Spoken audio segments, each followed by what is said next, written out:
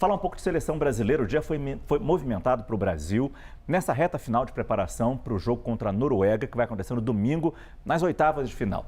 Agora há pouco, a FIFA confirmou que está mantido o horário do jogo para as 5 horas da tarde. Horário de Brasília, 5 horas da tarde. É porque se falou hoje muito e bastante, né, na possibilidade de mudar esse horário, e era por causa do calor? Sim, a Lud vai trazer isso pra gente, mas exatamente, Márcio, porque como a própria Lud já trouxe aqui, o calor dura lá o dia inteiro. A partir do momento que o sol sai até o fim da tarde é muito quente, e o jogo começando às 5 horas daqui é às 4 horas de lá. Lá é 1 hora mais cedo. Pior ainda. Então o sol ainda mais forte. Mas é isso, a equipe do Carlo Ancelotti está se preparando, inclusive fez o treino hoje, o penúltimo treinamento antes do duelo, com o sol a pico. Foi 11 horas da manhã de lá.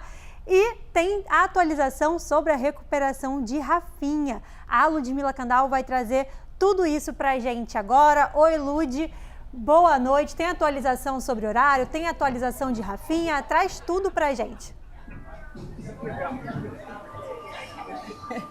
Muitos assuntos para tratar aqui no CNN Prime Time, hein, Cris? Boa noite para você, para o Márcio, para todo mundo que nos assiste agora na tela da CNN Brasil. Vamos só atualizar rapidamente aqui a questão do horário.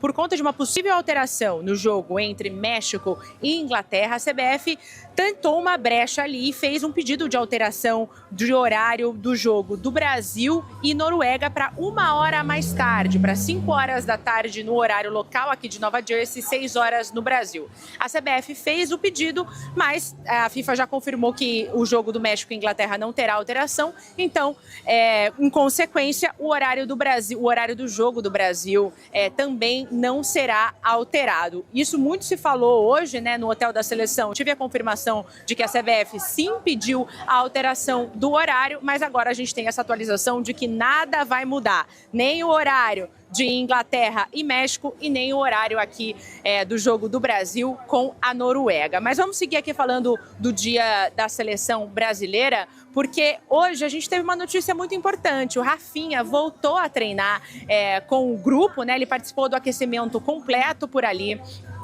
No CT Columbia Park, chegou junto do Neymar, chegaram ali na maior resenha e também ele fez parte daquele corredor polonês, sabe, que já virou uma zoeira assim tradicional entre os jogadores. Então, Rafinha voltou a treinar no gramado, fez o aquecimento completo e depois, na hora que a imprensa já precisou sair, fez o seu protocolo próprio de recuperação, mas treinando sim no gramado. Então, boas notícias. Ele ainda é tratado como dúvida, né? A gente sabe, mas vem evoluindo muito bem na sua recuperação. Quem não participou do treino foi o Lucas Paquetá.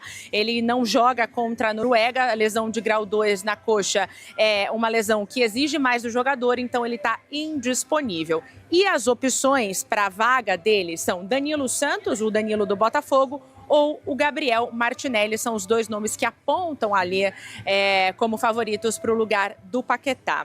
E o dia seguiu aqui em Nova Jersey, depois do treino, sob forte calor aqui em Morristown, a base do Brasil. A gente teve uma entrevista coletiva e hoje, como são 2 dias antes do jogo, tivemos 2 jogadores para conversar. Primeiro foi o Matheus Cunha, camisa 9 da seleção, extremamente simpático, deu uma ótima entrevista coletiva e falou como é que vai tentar parar o 9 do lado de lá, que é nada mais, nada menos do que Erling Haaland.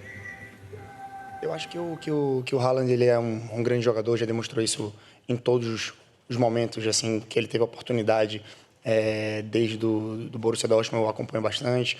Contra ele agora eu tenho muitas oportunidades de jogar contra. Joguei também na Alemanha, agora na Inglaterra.